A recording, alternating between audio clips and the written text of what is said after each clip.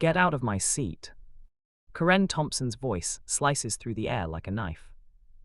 She plants herself directly in front of Dr. Andrew Miller, blocking his view, invading his personal space as if she owns the entire first-class cabin.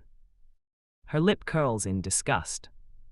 I don't know what stunt you're trying to pull, but this little act ends right now. She snaps her fingers right in front of his face, a deliberate, demeaning gesture. You don't belong anywhere near civilized people. Conversations halt, glasses stop mid-clink, dozens of passengers turn to stare. Karen loves the attention, she thrives on it. Look at him, she announces loudly, gesturing at Andrew like he's a stain on the seat. Sitting here like he actually earned the right to be in first class. Her laugh is sharp, mocking, ugly. We all know exactly how someone like you got that boarding pass. Dr. Miller closes his medical journal slowly, carefully. There's no anger in his face, no tremor in his hands, just a calm that seems to irritate her even more. Ma'am, he says quietly, I paid for this seat. Karen's eyes narrow, venom dripping from every word. People like you don't have first-class money, period. But Karen Thompson has absolutely no idea who she's talking to. And she's moments away from the most humiliating revelation of her life. 4 hours earlier, the halls of Children's Memorial Hospital are bathed in soft morning sunlight. Dr. Andrew Miller walks with steady, purposeful steps, the kind that carry years of responsibility and sleepless nights. He stops outside room 314. Inside, little Emma Martinez sleeps peacefully, her small chest rising in gentle, steady breaths. 3 weeks ago, her heart barely functioned. Today, it beats strong. Dr. Miller saved my baby's life, Emma's mother whispers tearfully to a nurse. The other doctors said nothing could be done, but he found a way. Andrew adjusts Emma's blanket with a surgeon's precision and a father's tenderness. His hands that repair hearts the size of strawberries, move with absolute care. His pager buzzes.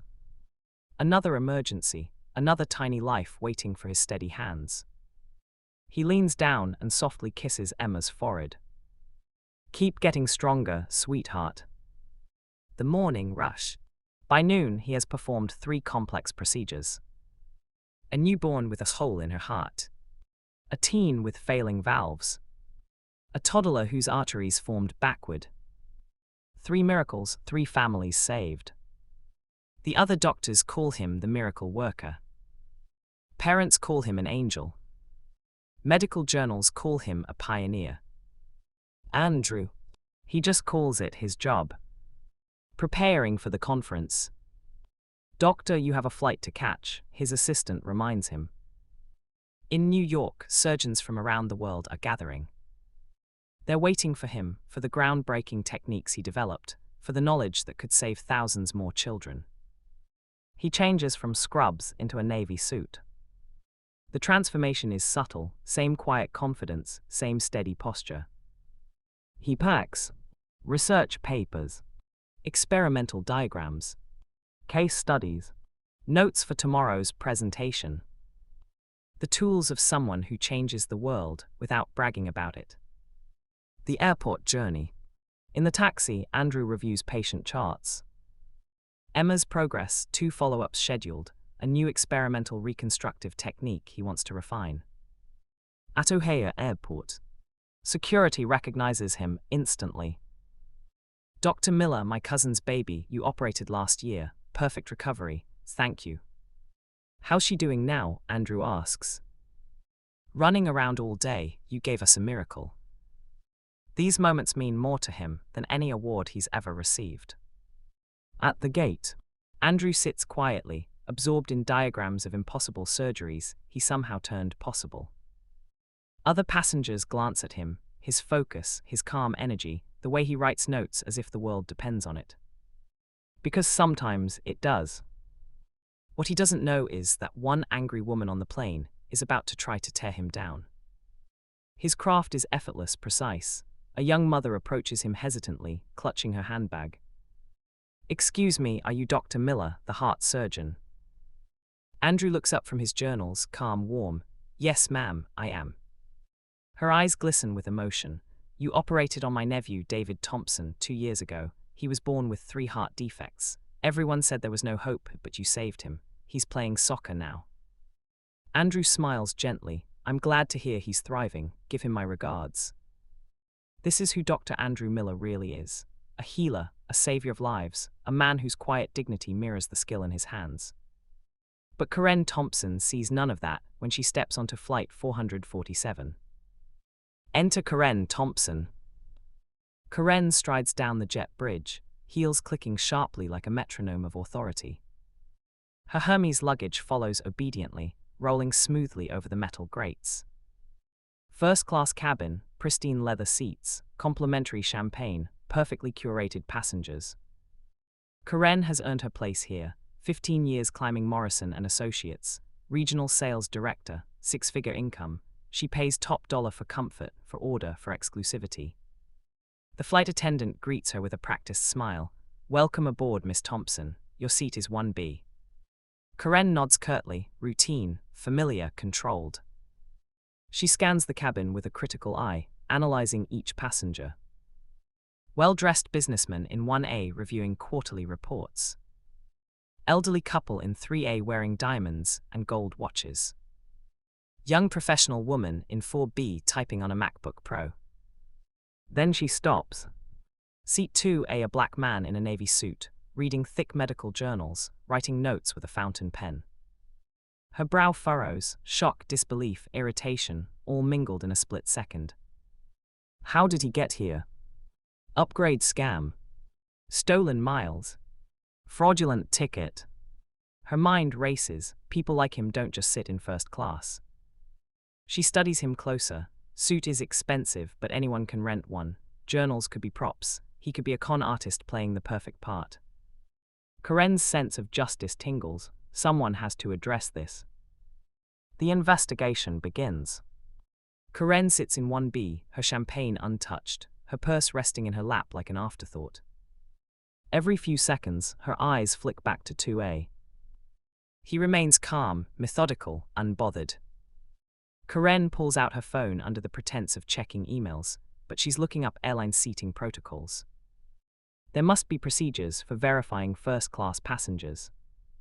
Meanwhile, Andrew's focus never wavers.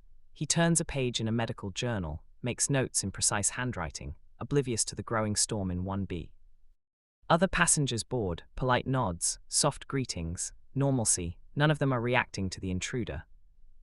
This frustrates her further. Why isn't anyone else seeing this? A flight attendant passes and Karen pounces, carefully, diplomatically. She can't appear biased, but she has to act. Excuse me, she says, striding to the galley. I need to speak with you about a seating issue. Janet Davis, preparing the pre-flight service, looks up professionally. Of course, Miss Thompson, how can I help? There's a man in 2A who doesn't belong in first class, Karen says firmly. You need to verify his ticket. Janet smiles politely, though confusion flashes briefly in her eyes. Is there a specific problem with his boarding pass? Karen gestures toward Andrew. Look at him. Does he look like someone who can afford first class? I've been flying this route for years. I know what belongs and what doesn't. Janet follows Karen's gaze to Andrew, who continues reading, completely serene. Janet's professional instincts kick in. All passengers' tickets are verified before boarding, but I can double-check if you're concerned. Karen's voice sharpens. It's not an error. Someone like that doesn't just buy first-class tickets. There's fraud happening, and it needs to be addressed now. Janet maintains her calm. Airline protocol is protocol. Ma'am, I will verify his documentation. Please wait here. The verification. Janet walks to Andrew, Karen following closely behind. The cabin notices. Conversations pause, eyes glance up. The businessman in 1A lowers his reports. The elderly couple exchange worried looks. The young professional freezes mid-keystroke. So may I see your boarding pass again? Janet asks politely. Just routine verification. Andrew looks up, calm and confident. Of course, he retrieves the pass with deliberate care. Janet examines it. Seat 2A first class, fully paid, legitimate, everything matches. This appears correct, sir. Thank you. Karen steps forward, aggressive. That proves nothing. Anyone can fake a boarding pass. What about ID, credit card verification? How do we know he paid for this seat? Passengers now openly stare. Tension builds. Andrew, still calm, responds evenly. Ma'am, if extra verification is required, I'm happy to provide it. Karen's frustration grows. Why isn't he defensive? Why isn't he nervous? Guilty people falter. She raises her voice. See, he's too prepared. A real first-class passenger wouldn't have to carry extra documentation. Janet tries to maintain order. Sir, may I see your photo ID to confirm everything matches? Andrew produces it calmly. Dr. Andrew Miller, address in an upscale Chicago suburb. No discrepancies, everything in order. Karen's face flushes red with disbelief. This is ridiculous. I'm a frequent flyer. I've spent thousands of dollars with this airline. Karen snaps, her voice trembling with indignation. And you're going to let some random person sit in first class just because he has fake documents? Ma'am, Janet replies carefully, his documentation appears legitimate. That's not good enough, Karen interrupts, stepping forward. I want him moved to economy, where he belongs. I paid for a first-class experience, and that includes sitting with appropriate passengers. The cabin goes silent. Every passenger in first class watches the exchange. The tension is almost physical, like static electricity hanging in the recycled air. The underlying thread of Karen's prejudice feels sharp, almost suffocating. Andrew closes his medical journal deliberately. His hands don't shake, his breathing is steady. Every inch of him radiates calm authority. Ma'am, he says quietly, his voice carrying a composed dignity, I understand your concerns. I've provided all requested documentation. If there's anything else the airline requires, I'm happy to comply. Karen's frustration spikes. His quiet confidence makes her accusations look even more unreasonable. Several passengers shift awkwardly in their seats. A few discreetly reach for their phones. Don't you dare turn this around on me, Karen snaps, pointing a finger. I'm not the problem here. The problem is people trying to scam their way into places they don't belong. Janet realizes the situation has escalated beyond routine verification. Miss Thompson, I need to ask you to return to your seat so we can prepare for departure. Karen plants herself in the aisle, defiant. Not until this is resolved properly. I want to speak with the captain. I want airline management involved. Someone needs to address the security issues on this flight. The businessman in 1A clears his throat. Ma'am, perhaps you should just let the man fly in peace. Karen whirls to face him. Oh, so now you're all ganging up on me. This is exactly what I'm talking about. Standards don't matter anymore. Anyone can sit anywhere, and everyone just accepts it. Andrew opens his medical journal again, turning pages slowly, deliberately, as if the chaos around him doesn't exist. The simple action conveys composure under public humiliation. Karen sees it as arrogance. Finally, Andrew sets the journal on his lap and meets Karen's gaze. No anger, no defensiveness, just calm patience that makes her accusations shrink in comparison. Ma'am, he says, voice steady, I understand this situation is uncomfortable for everyone. If additional verification will resolve your concerns, I am completely cooperative. He reaches into his briefcase with deliberate, unhurried movements that mirror the same steadiness required in delicate pediatric heart surgery. From it, he produces a hospital ID, Children's Memorial Hospital, Department of Pediatric Cardiology, Chief of Cardiac Surgery. Janet inspects the laminated card. Photo matches. Credentials are authentic. The title signals authority, experience, and expertise. So you're a doctor? Janet asks, though the answer is obvious. Pediatric cardiac surgeon, Andrew confirms simply. I'm traveling to present research at the National Cardiology Conference in New York. Several passengers lean forward slightly. Curiosity sparks in the cabin. The businessman in 1A raises his eyebrows. The elderly woman in 3A whispers to her husband. Even Karen hesitates for a brief moment, but quickly pushes the doubt aside.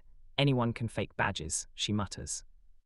Andrew reaches into his briefcase again, producing conference materials. Official letters, presentation schedules, research abstracts, everything bearing his name prominently. I'm presenting new techniques for repairing congenital heart defects in infants, he explains calmly. The organizers invited me to share recent surgical innovations. Janet flips through the papers. Letterhead, seals, complex medical terminology, everything checks out.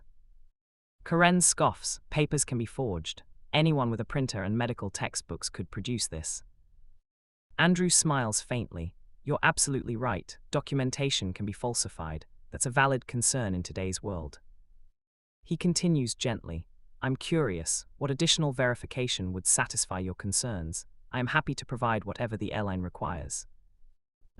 Karen's pulse quickens. She's asked for boarding pass, ID, hospital credentials, and conference documents. Andrew offers more. I can provide the direct number for hospital administration. They can confirm my employment immediately, Andrew says, pulling out his phone. The conference organizers can verify my speaking engagement as well. Karen realizes she's trapped. Every verification she demands, Andrew meets calmly. His composure makes her increasingly unreasonable. Passengers watch the showdown, some recording discreetly. This is taking too long, Karen complains. Flight delays because one passenger can't prove he belongs here. This is exactly why airlines need better security protocols. Andrew quietly closes his briefcase and resumes reading his medical journal. Polite, unshakable, dismissive of the confrontation, not in rudeness, but in quiet authority, like a surgeon refocusing on the next life-or-death case. Sir, thank you for your patience, Janet says. Everything appears to be in order. Karen's frustration boils over. She stands in the aisle, glaring. This is exactly what I'm talking about. Everyone just accepts whatever documents people produce. No one asks the hard questions anymore. Andrew's fingers turn pages. His breathing is even. He doesn't react. Karen's fury intensifies. Look at him, she demands to the cabin, as if Andrew cannot hear. That's exactly the attitude I'm talking about. Janet interjects gently. Ms. Thompson, please return to your seat so we can prepare for departure. Karen's defiance rings like a gavel. I paid good money for this ticket. I have elite status with this airline. I'm not sitting down until someone addresses the security breach in front of us. She pulls out her phone, aiming it at Andrew. This is evidence of airline policy failures. Someone needs to document how easily people can game the system.